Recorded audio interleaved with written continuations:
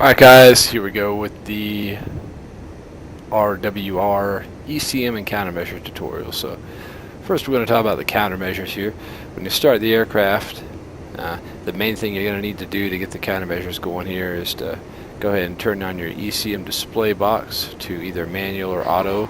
Auto function does not operate yet. You can see now that we have 16 IR flares, 112 chaff, that's what EM stands for.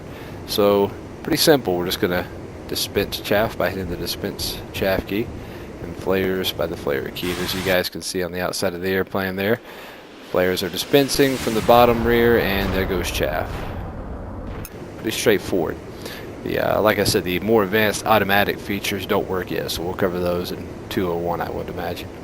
Alright, we do have a couple contacts out there somewhere looking for us down the road. So right now, I'm going to keep an eye on those off our nose. And we're going to go ahead and talk about the ECM and jamming capability. So the switches we need to worry about here are down here. And what we're going to go ahead and do is turn on the RWR with the DA switch. And immediately you hear that we have 29 nails contact off our nose. We can tell he is a high priority threat being inside the inner ring here.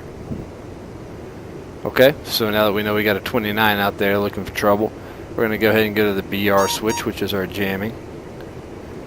And we're going to turn it to on, which is the middle position for marche. Okay, whatever the French word is. Then we have our mode selector switch.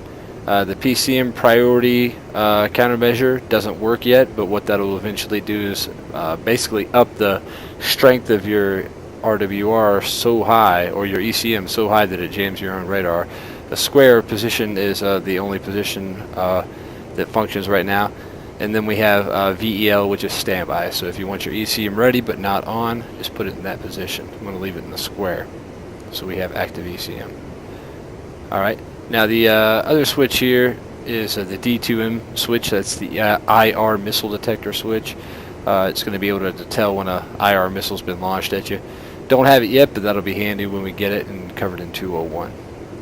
And finally, these two switches over here aren't functional yet, but these are going to be different jamming and countermeasure modes. So that's something that's also coming.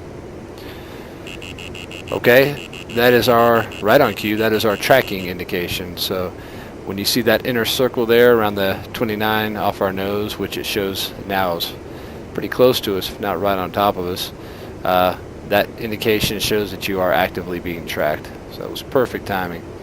And if we looked on our radar, we can see, changing the range a little bit, that we do have an active contact off our nose, probably at about 10 or 11 o'clock. So we'll save the shooting him down and combat stuff for that fam. Tonight all you need to know has been covered. And of course use Chuck Sky to follow along, because I've stuck with that pretty closely. That is not good.